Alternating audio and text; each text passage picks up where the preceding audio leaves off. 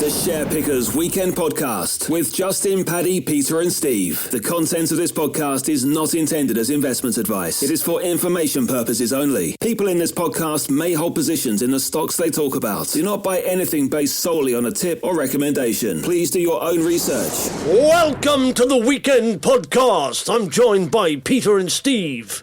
Yes, hello. Hiya. So this is a Thursday, so we're not doing it. If you listen to this on a Saturday or a Friday evening, and there's news been out about stocks that we haven't talked about, it's because it's on a Thursday.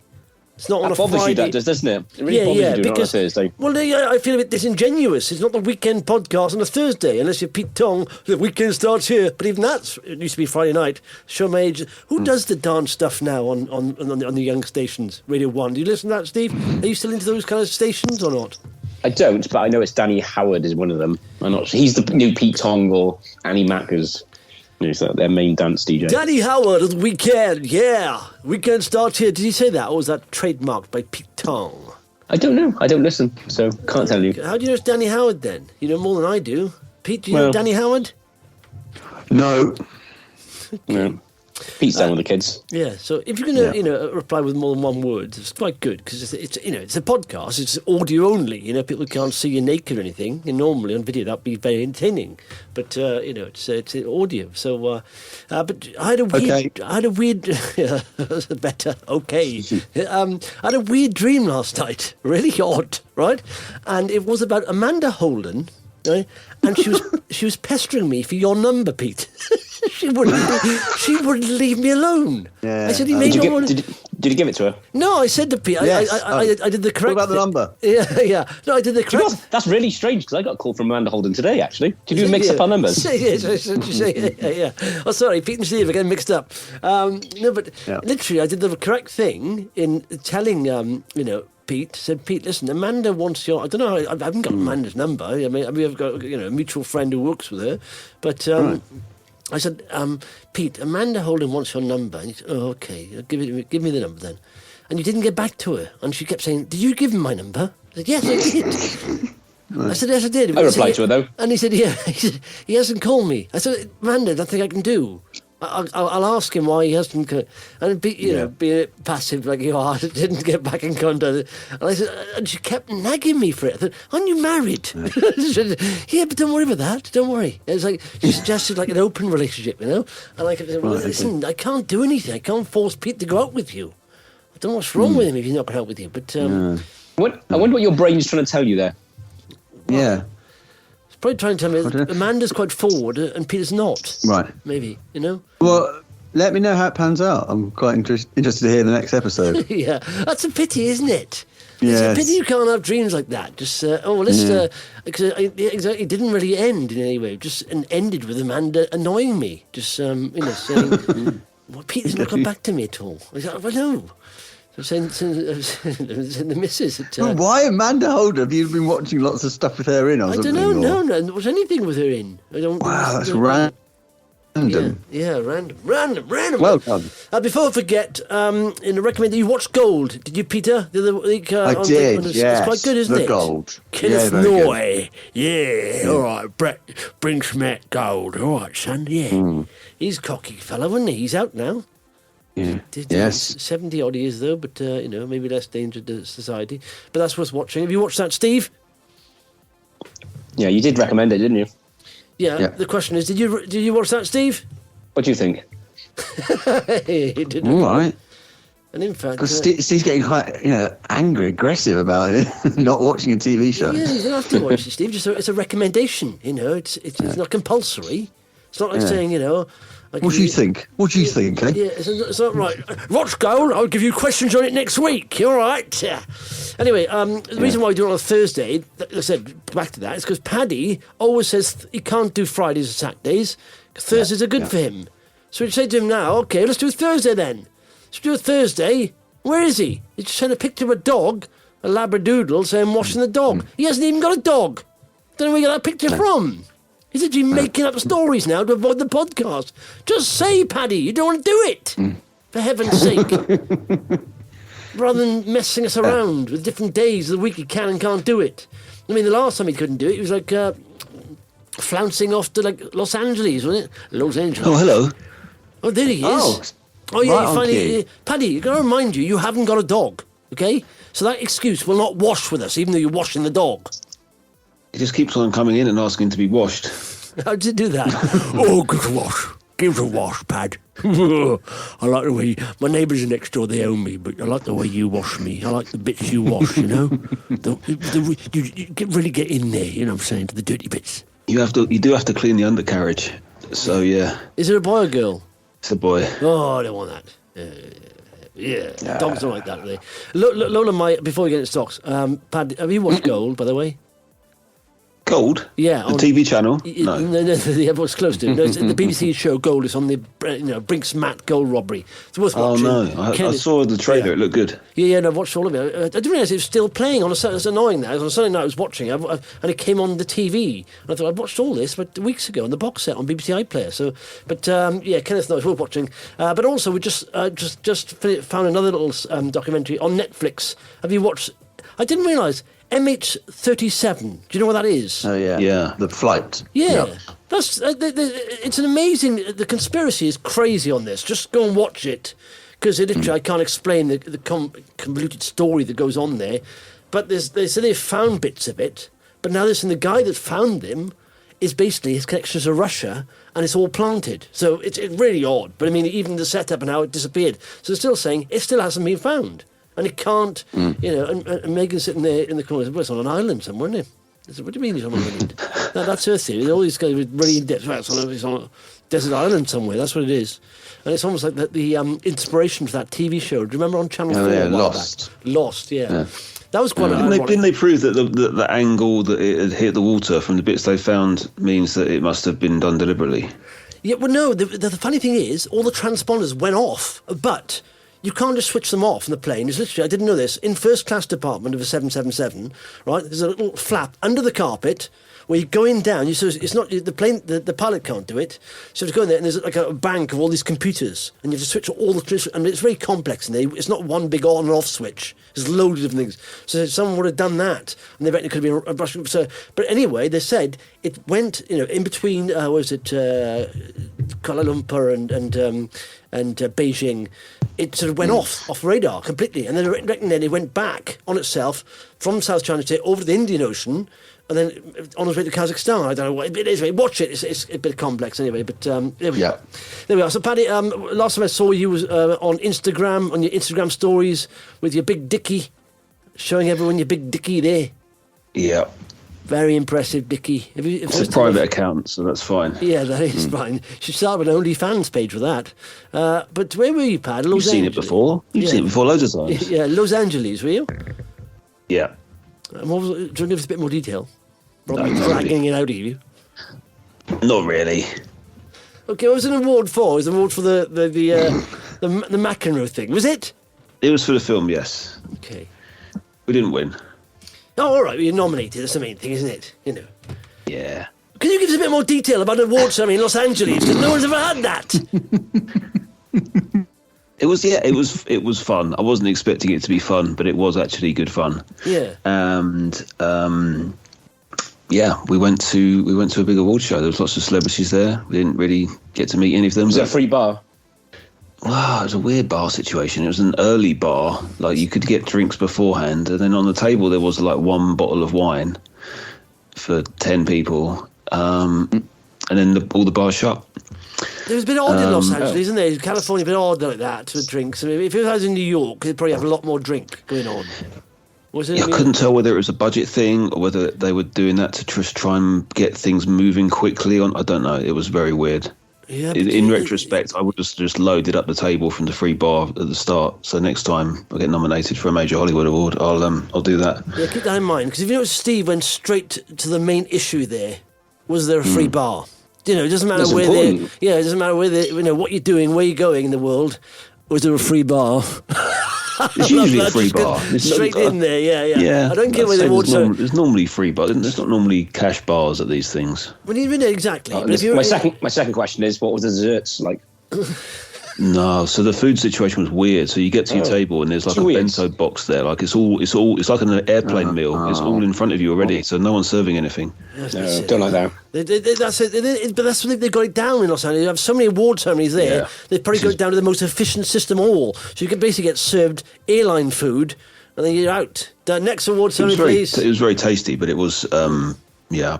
But and there were little desserts just on the table already, so you help yourself. You could eat your meal out of order if you wanted to. Yeah, okay, but let's go. Well, crazy. That's allowed, is it? So that's all you need to know. If you're invited to an award ceremony, anyway, Steve's invited to the Oscars. 2 questions: is there a free bar? Secondly, what's the desserts like? So even if it's the Oscars, if it's not a tick box in both of those boxes there, I ain't going, mate. Okay. Okay. The food was definitely better than the Sony Awards. So Yeah. I don't know if you remember those guys. Yeah. I think I've been to a couple of them. They're not called those anymore, are they? They're called something else, aren't they? But anyway, let's talk stocks and shares, guys. Stocks and shares. Stocks and shares. Some go up, most go down. Right, so... Yeah. What's your... have you been looking at the stocks and shares of the markets? It's a funny old market, to be honest, but... Has anything gone up? Yeah. Quite a good week on mine. I've been looking at, I've got a more diverse portfolio now, guys. But Paddy, last thing, let's do a portfolio clinic here. Let's go around the table, alphabetical order. So what is it, Paddy? A while back, you were saying you're going to sell all and buy a fund. Is that right? Have you done that? I haven't done that, no. But I'm thinking that might be the most sensible thing to do here. Yeah, no, it is. I mean, I'm not sensing huge growth in any of these anytime soon. And it will automatically be the case that the minute I sell some of these, that they'll go through the roof. But yeah, it's. Yeah. I don't know when I started this investment process. Well, I tell you what, we started the podcast, but 7 years ago in February. Okay, so I joined Seems you a little longer, while after doesn't it? that. So maybe this has been 5-6 years or so, and I am now. I'm down on my initial investment at the moment. So and only marginally, but like I definitely haven't made money out of this. So I think it might be sensible just to, Cash in. reassess. Yeah.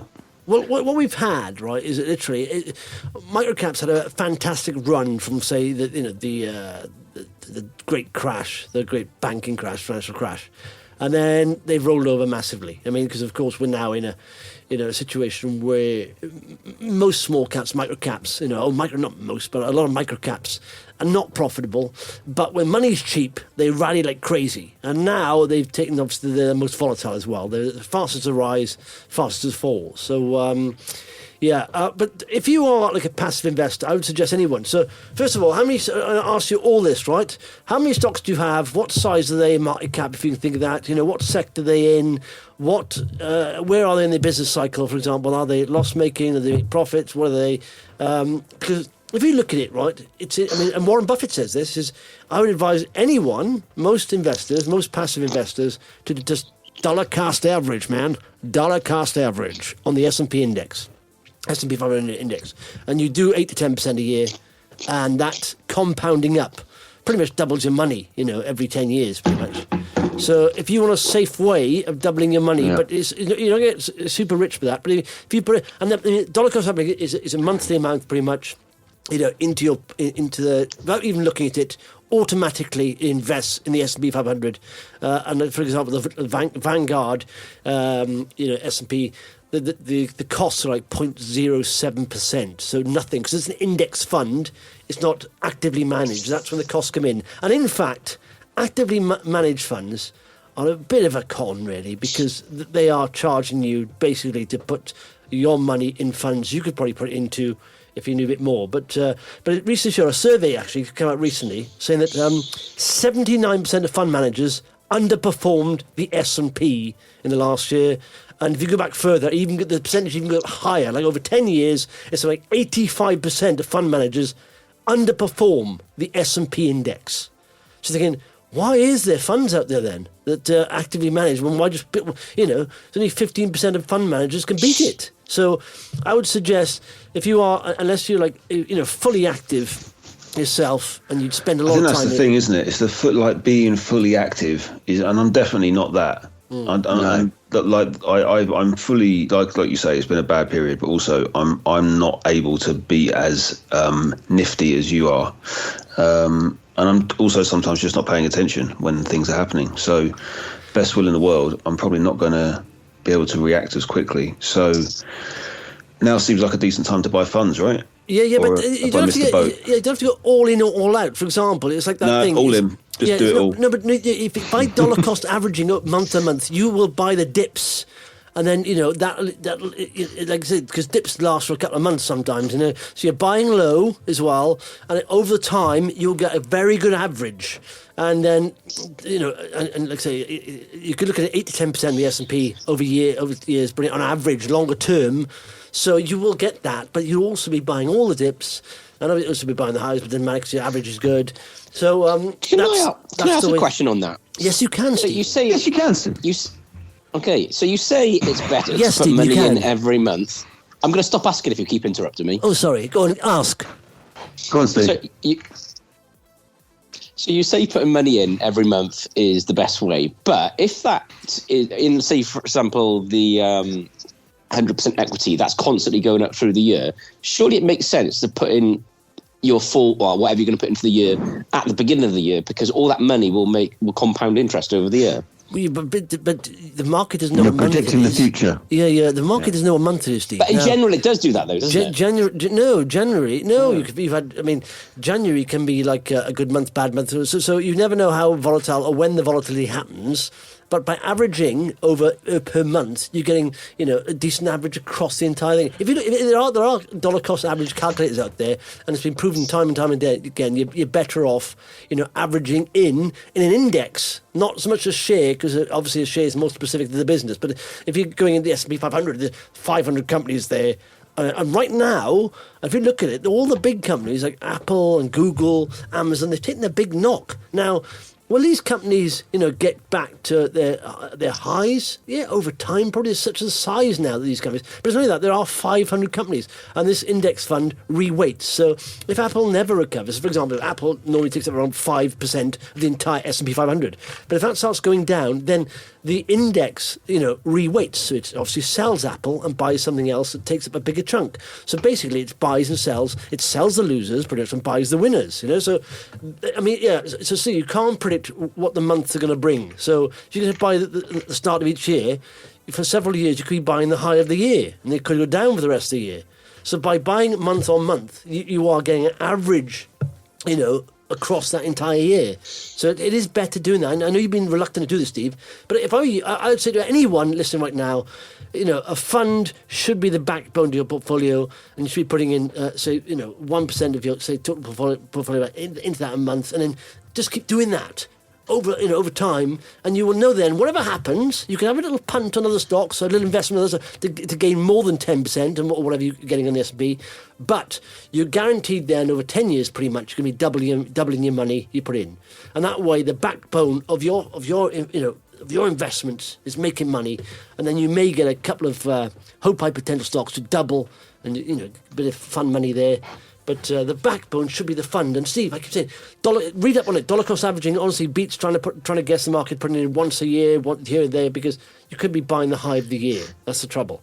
And with dollar cost averaging, you're taking that guesswork out of it. It literally doesn't matter, because you are buying highs and lows, highs, midterm, all that. Okay, so my second question is, which might not be to you. Hang on, you didn't say your second question. No, you didn't say second question. No, you didn't say that, did you not? So in the Hargreaves and I'm just checking the running. Steve, I'm just checking the running order here. It says here one question from Steve.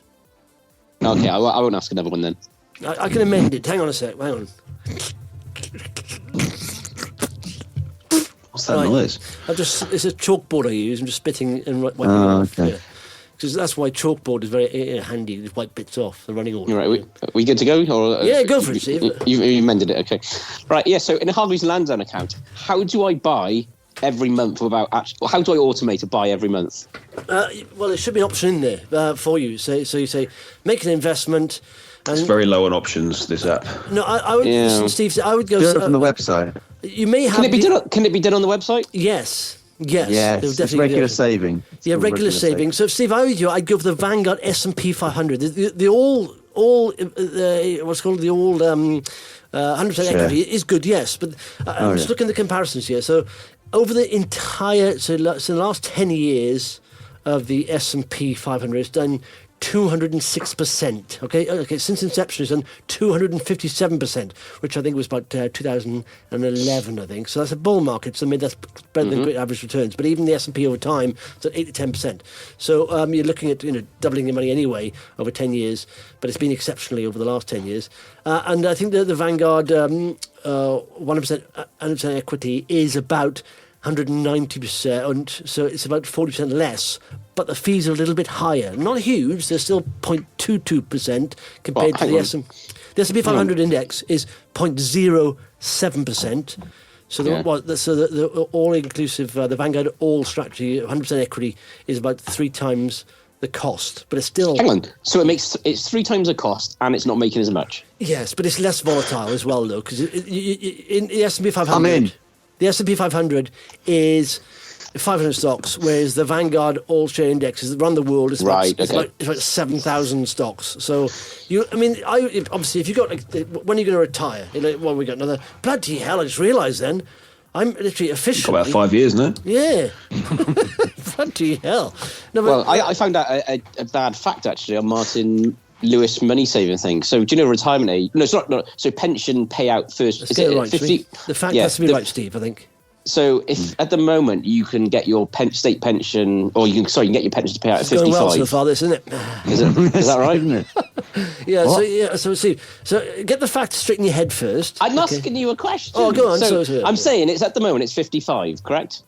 What 65. is? 65. 65. No, not retirement. No. So you can draw out your first part of your pension.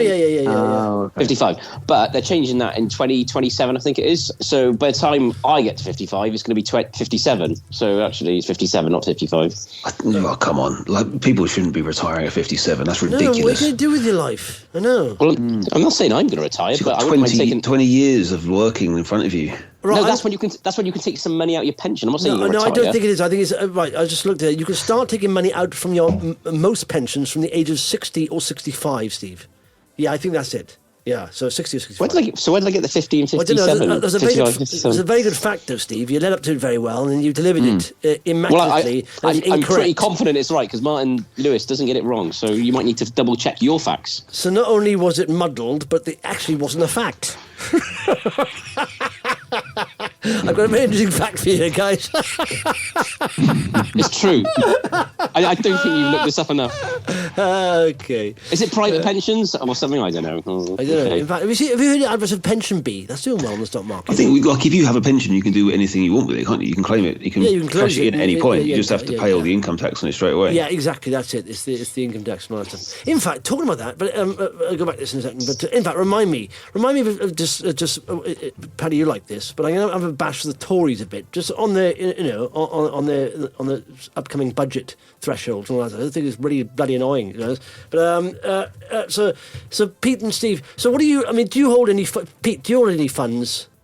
Yes, I have a couple of the Vanguards. Yes. Okay. Yeah. So I definitely go for the S&P 500 because I think it's down. It literally is down at the moment 20%.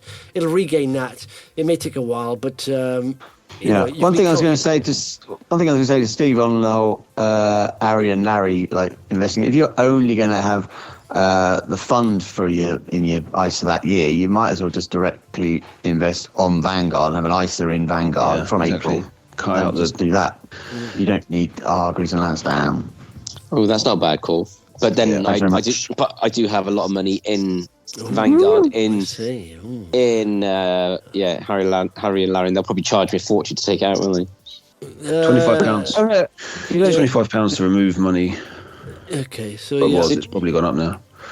So £12.50, you mean? All I'm saying is, right, there's no guarantees in investing, right? But the longer the term you invest over, the higher the probability of return is, especially if it's in a well-diversified, low-cost fund. And that's very important, well-diversified, low-cost. Because, of course, the more costs there are, that comes off your returns. And so you've got an index fund, which pretty much is not managed. It just mirrors the index, the S&P 500. Like I said, the charge on that are 0.07%. That's almost nothing, So I think it's about 12 quid a year, something like that.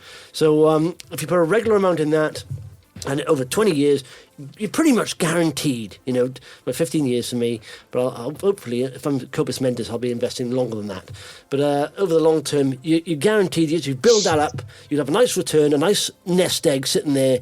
And in the meantime, you can mess around with some other stocks. And, as long as you don't go crazy on them, then you can still make a bit of money, maybe lose a bit of money. It doesn't matter because your backbone to your portfolio is growing nicely over the years. So I'd highly recommend dollar cost averaging, and in fact, it's amazing. Warren Buffett said that all the time. Dollar cost average in S&P index fund, 500 fund. That's it. That's it. And if he didn't have someone to take over Berkshire Hathaway, he said he'd probably put all his money in an S&P 500 index fund because most fund managers cannot beat it. Full stop. And that's the basis of Jack Bogle doing the Bogle.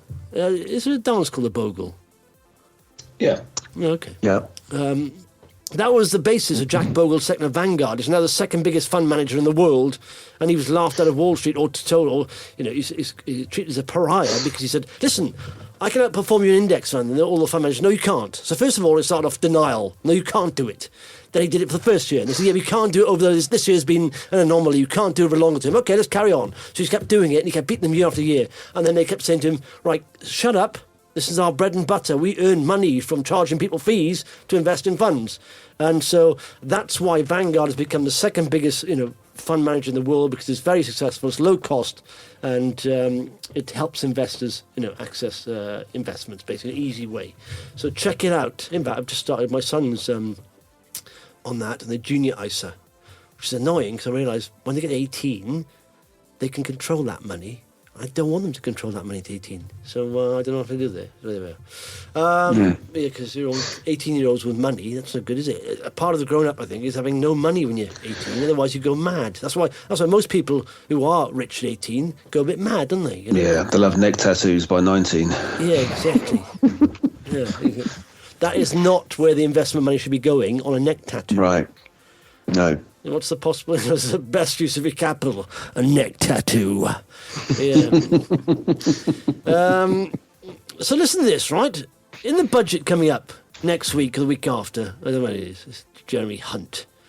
Even his name suggests, but he's a bit like robotic, isn't he? I feel like he lacks empathy in some way. You see his eyes, and you feel like mate. You could literally kill puppies for a living. You wouldn't care, It doesn't matter. He's very cold, isn't he? He's got a shark eye, that kind of thing. There's nothing living beyond him. Literally strip his face off, there'd be robotics under there. Anyway, capital gains tax thresholds. If you're not in an ISA, so that's why get everything in an ISA, right? That's the only way to get your money away from the state, the government. HMRC.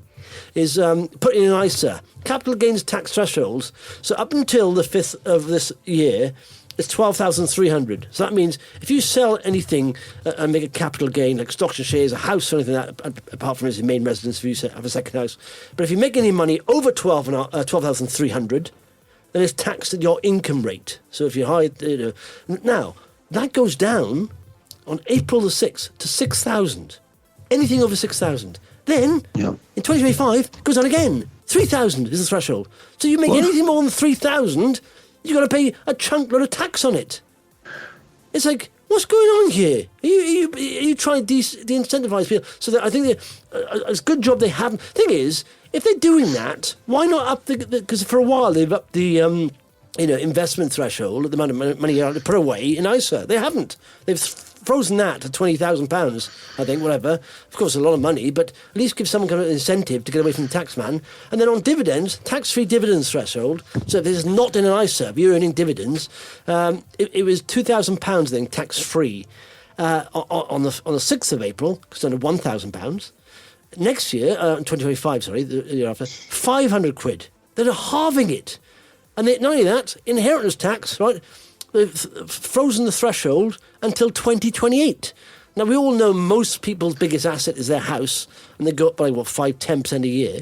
So, obviously, more people will fall into that bracket because they've frozen it at a certain level. So, most people's houses will go above that. And so, I think, do you know what? At every level here, they're trying to screw you. aren't they? Every level. There's no incentive. I don't mind if it's been shared out and all that stuff. But I mean, I don't know. I just think, what's the point? We are paying for their incompetence as well. It's not like the money's being spent on good things. It's been spent to bail out their idiocy. Yeah, and I was listening to BBC Radio 5 Live today, and there's always been a problem with UK's low productivity and all that, right? They all say, look, we're obviously stuck in this level of where we haven't achieved any productivity for years and years. And they're talking about, and it came to me, they're talking about childcare, how much it costs. It costs £15,000 for a 2-year-old in childcare. 15 grand. It's insane, isn't it? That's nuts, isn't it? It's like private education, right? So most people obviously can't afford this. Lady who's in London, she said, me and my husband earn about 100 grand a year, and we can't put our 2 kids in childcare. We can't afford it because of, obviously, the house we got. It's not a big house, she said, but it's expensive in London, and we can't put 2 of them through full time. And I thought, so hang on, so she's not having to work. And you had loads of examples of this, right?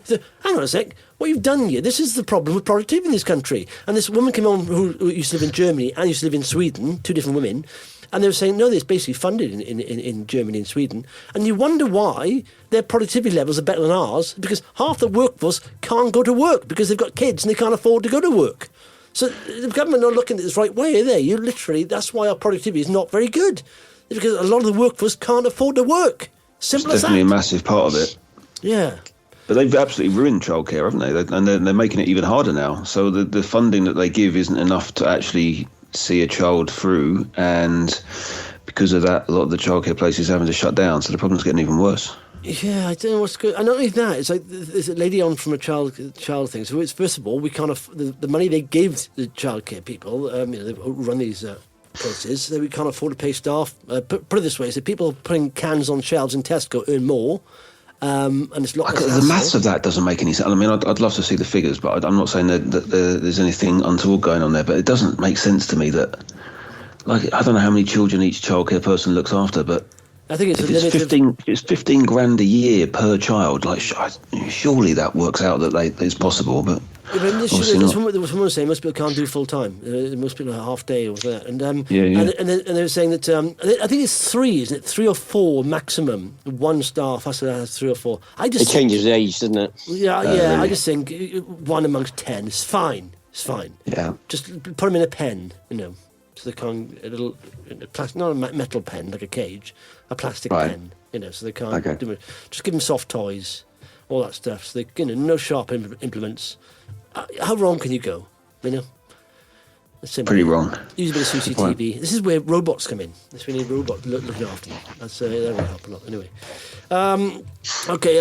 So any chat on stocks and shares, boys? Anything at all? Look at the shares. So when's GFIN going to go up by 95%? I know what a mess that has been. But do you know what? I stick by the example that. Everything is a lesson in life, and this is why in microcaps there are good times and bad times, right? And when the bad times come, microcaps, it doesn't just rain; it pours. And this is why you should never be overexposed to any one stock. It doesn't matter what happens, I mean, any stock can take a knock. When you're investing in microcaps, literally you've got to think: if I lost all this money, would it ruin me? That's how you think. You've got to be. That's the level of exposure you need to have, and say, okay, if that company went completely bankrupt tomorrow, how much damage would it do to my portfolio value? If you're talking about, catastrophic damage, you are overexposed. Simple as that.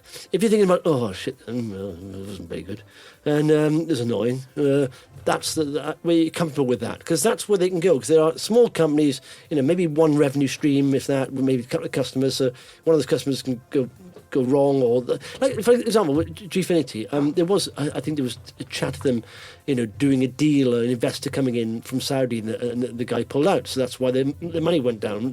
And also you've got the advertising market taking a hit, so then it's 2 areas there if causing damage. They probably recover, but I mean they now got to a stage where sentiment is so low on Gfinity, it's almost like maybe we should invest in those now.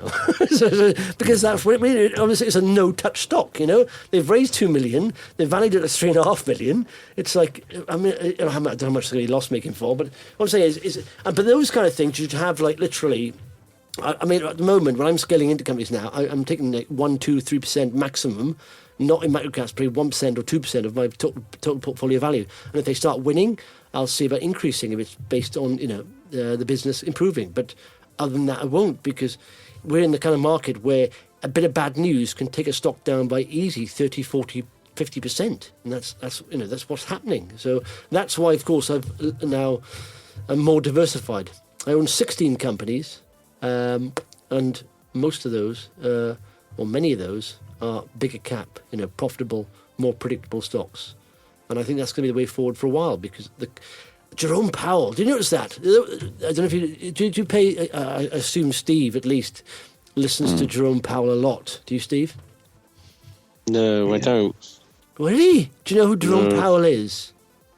At least, was that the singer duo? That's it, yeah. That's it. Jerome and Powell. That's it.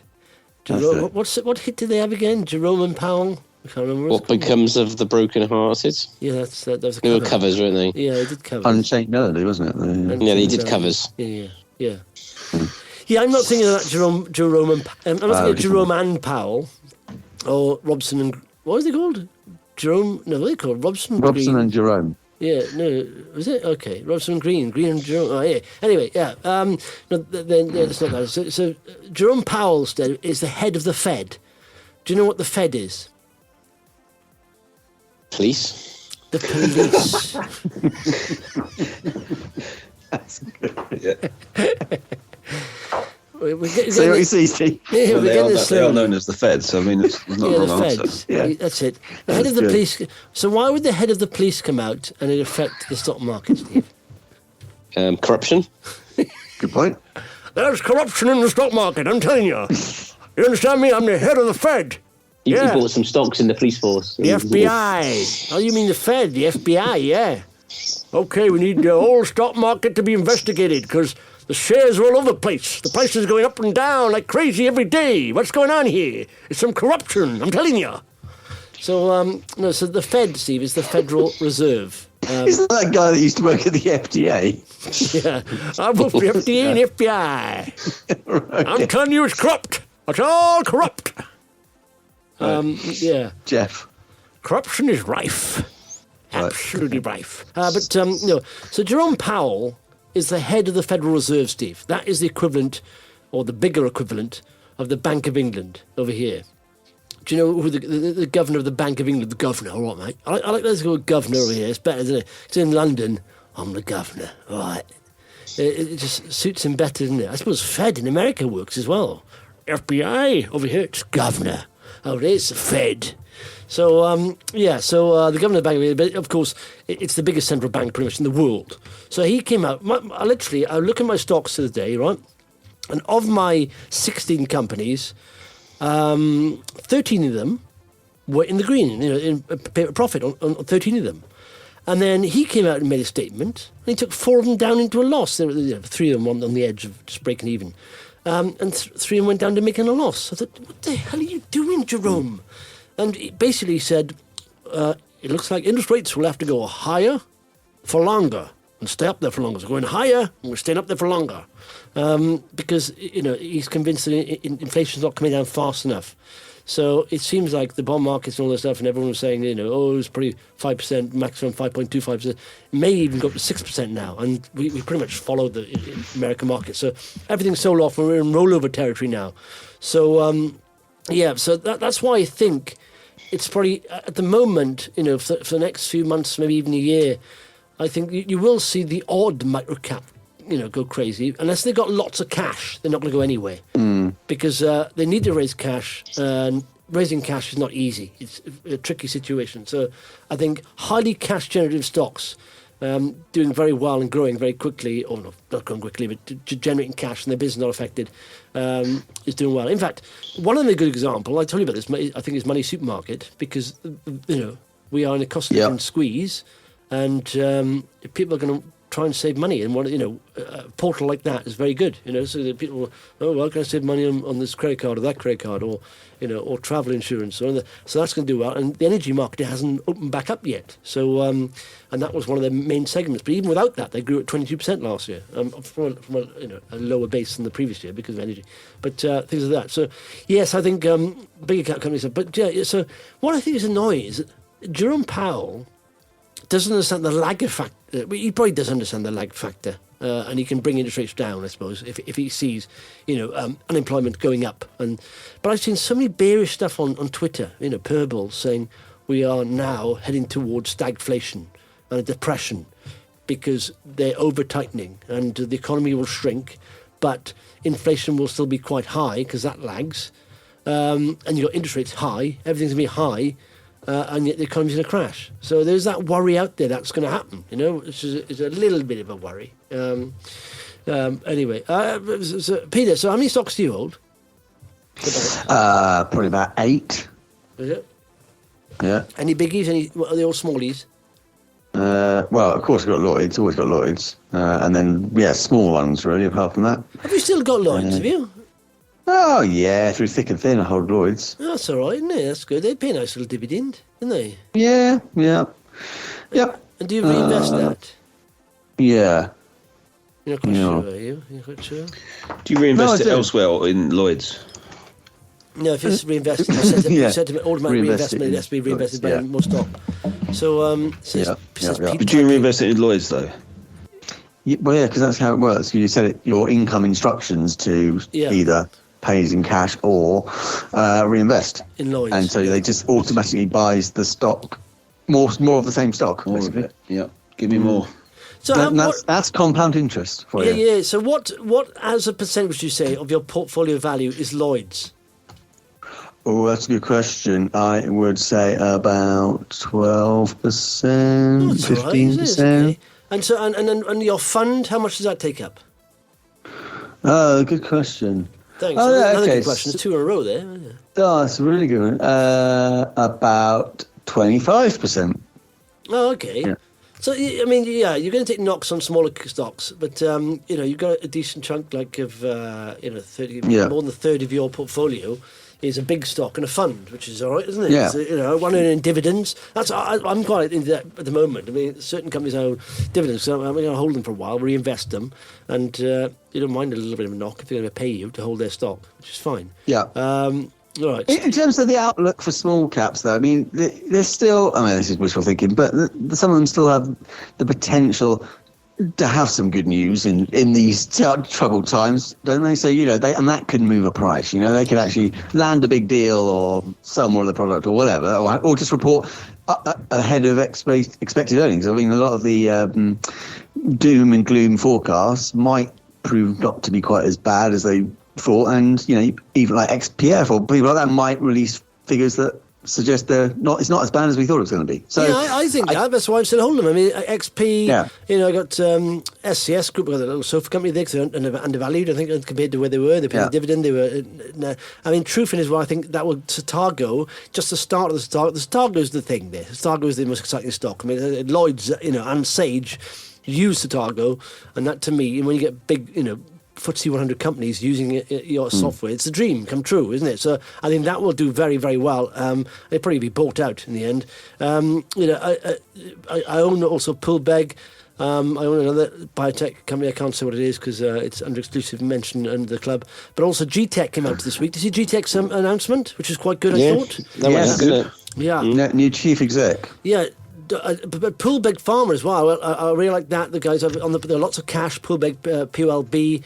In fact, but just getting into GTech, Dr. Graham Cooley. Hey, Coolio. Loves a Cooley. Yeah, but so Dr. Graham Cooley, right? I mean, he was the guy who brought ITM Power, the first hydrogen-related company to be listed on the stock market, right? And that went from what's this chart there? But it went to a multi-billion-pound market cap. And these were based on really small revenues because it was a very, high potential stock. But he's obviously a very good entrepreneur. But he recently left ITM because then, of course, as the market started rolling over and raising money become harder, they realised that to cut costs, because on the way up, when money's easy to borrow, easy to raise, then people will back in it to the hilt, saying hydrogen, power is the way forward. And it's still got a big space, in the future for energy. But of course, it's not going down. There's a cut costs, and so he's had to step aside. But there's a different kind of managers on there. There's entrepreneurs, there's managers. He's an entrepreneur, which GTEC needs, I believe. To really get it going, he needs ideas. He's obviously made lots of connections through ITM. This is one of the big high potential stocks around. So if you look back when it was listed, I don't know when it was listed. But literally, it went from like 10 pence up to £7. That's what ITM did. And I'm not saying that GTEC has the same kind of, IP or technology that ITM has, but they do have IP and they do have lots of contracts and connections. And Dr. Graham Cooley is the kind of guy, entrepreneur, can take a microcap a lot higher up the market cap spectrum. And then, of course, it needs to be managed then, costs-wise. But I think he's an exciting addition. And in fact, I spoke to, I didn't speak to him on Twitter, Luke, who's executive director of GTEC, and he said, it's a coup for us because he's got literally offers coming out of his ears. People are offering jobs left, right, and centre because of what he's done with ITM. So I think that's an excellent signing there for GTEC. It'll be interesting to see what he does there. And that's exactly what it is. GTEC is a high potential stock, pretty much. It makes a great coulis as well. Yes. What is a coulis? It's like a pureed fruit. Oh, okay. Yeah. You serve it with desserts. Yeah. Well, maybe you should go into that. Graham Cooley, it's cooled by hydrogen, because of course hydrogen has to be very cold to transport it and stuff like that. That's great. That would be an interesting release. That would. GTEC goes into coolies. I mean, people. You can't say you're going to be surprised when it happens. The clues were all there. Yeah. No, I can't say. Well, that didn't surprise me. I see that coming miles off. Is name above the door there. But Poolbeg Pharma is very interesting. They've got this asset called POLB001, right? They've done a human challenge trial. Yeah. I always find it hard when talking to Jeremy. Nice guy, Jeremy, the CEO of Poolbeg. He was spun out, from Open Orphan, Poolbeg Pharma. But they've got What's his surname? Custard. Yeah, Jeremy Skillington. So he got skills. He's Skillington. But they've done these human challenge trials on this their leading infectious disease, so on PLB001. It's a viral strain agnostic. It's a small molecule immunomodulator, right? And it's very clever because what it does, when you get some kind of thing, like a flu, for example, your immune response can overreact. And the inflammation, that's where you get ill because you overreact, you become systematic, they call it, I think, kind of hyperkinesis storm, they call it, because your system overreacts to that. So POLB1 dampens down the inflammation, doesn't stop the vaccine's effectiveness against the flu, but it dampens down your immune response to it. And it's been shown to have very good trials in this. And the thing is, it's agnostic. It can work on several different things because it's not working on the flu itself or the vaccine. It's working on your immune system, the inflammation problem that your immune system has. So regardless of what illness you have, it'll work on your immune system, dampening down inflammation. And there's a very big market for this. So I quite like that. I like the fact that they have a lot of cash. That's what you need as a hope-pipe potential stock because, of course, you've got no incoming revenue, so you've got a lot of cash. You've got a runway there, and hopefully they'll come up with a partnership deal somewhere with a bigger pharma company now. Because that's the model. They take it up to a certain level to preclinical or maybe phase 1 because clinical trials cost a lot of money, a lot of time, a lot of money. So they don't want to get into that clinical phase. They hope to partner with a bigger pharma first, who will then fund that. And that's it. So I quite like that. But there's lots of potential. I mean, Polarian as well, lots of potential there. But it's just sentiment's low, lots and lots of potential. But when cash becomes the story, you lose the hope potential of the story. So you've got to have lots of cash, and then cash removes the worry, and then the hope potential can be invested in, and people get behind the story rather than the financials. The cash. That's why. I mean, I've got a nice rigid formula to my portfolio now. I did it before, Right. I mean, the coloured spreadsheet where in the green it's 4 different colours, no 5. 5 colours. Yeah. Green. Do you use spreadsheets, do you? Oh, oof. Have I not mentioned this? Oh, guys, penny in the dive, we don't have half an hour yet. No, yeah. So literally, in green, you've got big caps up there. I got Ashmore Money Supermarket, Pets at Home. I got mid caps. They got a bit of Assos in there. Jupiter Fund Management. I mean, I've got small caps, which is Argentex, MG Gleeson, On the Beach, Victorian Plumbing. Oh yes, sir, we'll do some plumbing for you. I've got micro caps, which are revenue generating micro caps. And they are XP Factory, STS Group, Trufin. I've got another one in there as well, Secret. And I've got Hope Pipe Potential Stocks. And I've got GTEC, Pullbeg, and another one in there as well. So I've got literally 1, 2, 3, 4 gaps in my portfolio. And to invest in, small level, and see how they go. But, biggest holding is Argentex. No, sorry, is XP Factory, seconded by Argentex. And the third is Money Supermarket. But, no. So if you want me, boys, I can send you over the spreadsheet so you can order your. And I've got an SP fund as well, but only got a little bit of that so far because I'm dollar cost averaging, guys. You know what I'm saying? Okay. Good. I think we're done now. Megan's making food. She's texted me, "Are you ready for food?" Anything else? Anything you recommend on TV? I've done 2 recommendations now. The missing of MH37. It's very interesting. I think, Pat, I think you'd love that because there's so much conspiracy going on. There's madness on it. Honestly, it spirals out of all sanity. What you're talking about? And then other people think, that's quite sensible. And they think, is it the Russians? And they think, could be. The bloody Russians. Do you know, all we need is one bullet, isn't it? Yep. To sort this whole problem out. And where that bullet should go, we all know. Anything on TV, boys? Anything worth watching, listening to? Anything at all? I enjoyed the last round of the Six Nations. Did you? We haven't spoken since then. No. Yeah, I don't know if you watched that. No, I didn't enjoy that so much. I didn't enjoy that. Huh? I wouldn't recommend that. A catch up on that. No. I don't know. No, yeah, it's quite good. I quite enjoyed it. And I stand by my last mention of that. I think Wales should have stayed on strike. And in fact, yes, if they stayed on strike, the results would be a lot better in the Six Nations. Completely. But if they strike from the start, they would have been flat. They'd have exactly the same amount of points, wouldn't they? Yeah, exactly. There we are. So who you got this weekend? Because we're back on now. We got Wales on. Can we bloody even beat Italy? I doubt it. No. Away as well. Tricky. No. And England, France will be good, and then Scotland, Ireland on Sunday. Well, England won't beat France, will they? Let's be honest. There's a bit of hope pipe in amongst that, but let's be honest. The reality of that is true. Let's have a look, shall we? Steve. Yeah. What are you doing on the you normally watch a lot of TV, do you? When you're a single man eating curry? Yeah, no, what have I been watching? I was watching you. Yeah, I know. I've been watching You on Netflix. That's good. Me? No, You. Why have you watching me? No, I've been watching You. Steve. Pete, you watching Steve? Me. Yeah? No, You. Oh, me, yeah. Okay. Justin. Some of my videos on there, yeah? Yeah.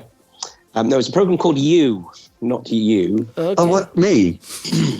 Paddy's gone, is he? You must have gone.